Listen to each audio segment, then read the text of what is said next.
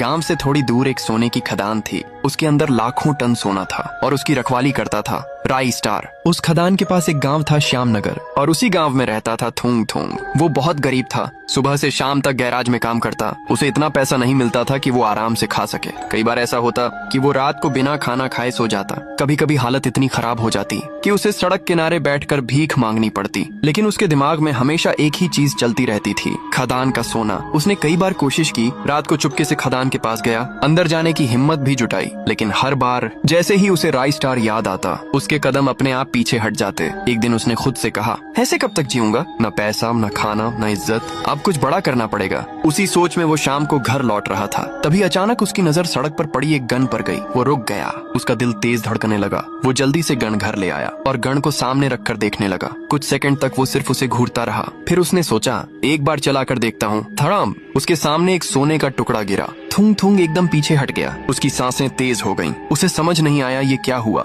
उसने दोबारा गन चलाई, फिर सोना आया। अब वो ध्यान से देखने लगा। तीसरी बार गन चलाई, फिर सोना। अब उसे यकीन हो गया, उसका डर खत्म हो गया। अब उसके चेहरे पर हल्की मुस्कान थी। उसने बार बार गन चलाना शुरू किया। हर बार सोना निकलता गया। धीरे धीरे उसके सामने ढेर लग गया। उसी समय खदान के अंदर सोना कम होने लगा और जैसे ही वो गन चलाता उसी पल खदान से सोना गायब हो जाता। मतलब साफ था, गन खदान से सोना खींच रही थी। अब थूंग थूंग तेजी से गन चलाने लगा। उसकी आंखों में लालच साफ दिख रहा था। अब मुझे खदान जाने की जरूरत नहीं, अब मुझसे अमीर कोई नहीं रहेगा। उधर खदान में राई स्टार ने देखा सोना गायब हो रहा है। वो गुस्से से जोर से चिल्लाया। अब किसकी हिम्मत हुई